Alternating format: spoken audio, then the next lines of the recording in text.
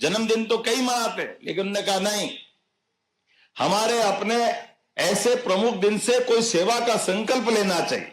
इसलिए संकल्प उनने लिया है अपने लिए, माता बहनों के लिए, देश की आधी आबादी हमारी बहनों के लिए। उन्होंने इसलिए कहा कि हमारी बहनों का जीवन स्वस्थ रहे।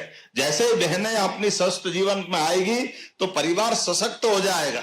इसलिए सभी प्रकार की जांच पूरे प्रदेश में होगी और उससे आगे बढ़ करके उन्होंने कहा कि रोजगार के अवसर से लगा करके सभी क्षेत्रों में विकास के पैमाने बनना चाहिए। तो हमारे मध्य प्रदेश के अंदर 6 लाख से ज्यादा किसान परिवार कपास की खेती करते हैं, कॉटन की अपनी उत्पादकता में अपना योगदान देते हैं। और हमारे कपास को अंग्रेजों के काल से फैक्ट्रियां चलती थी जिसके भरोसे से लोग रोजगार पाते थे। कपास से धागा बनता था, धागे से कपड़ा बनता था, कपड़े के आधार बड़ी बड़ी मिल चलती थी अंग्रेजों के समय की। लेकिन ये कांग्रेसियों ने वो चलती हुई मिल के आगे उन्नयन का कोई काम नहीं किया। देश के अंदर निराशा का दौर आया, एक एक करके सारे कारखाने बंद हो गए, हमारे कपास उत्पादक किसान परेशान हो गए। ऐसे में उनकी कपास की औने पौने दाम में देश के बाकी राज्यों में या जहां उनको लगे एक तरह से निराशा के दौर में छोड़ दिया।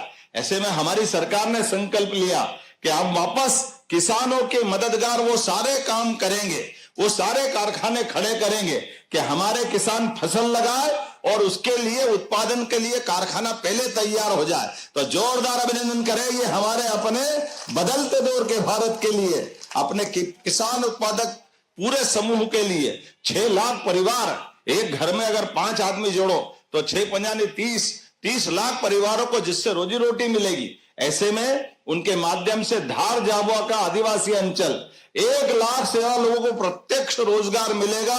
युवाओं के लिए, गरीबों के लिए, महिलाओं के लिए और किसानों के लिए सबकी समृद्धि का द्वार खुलेंगे।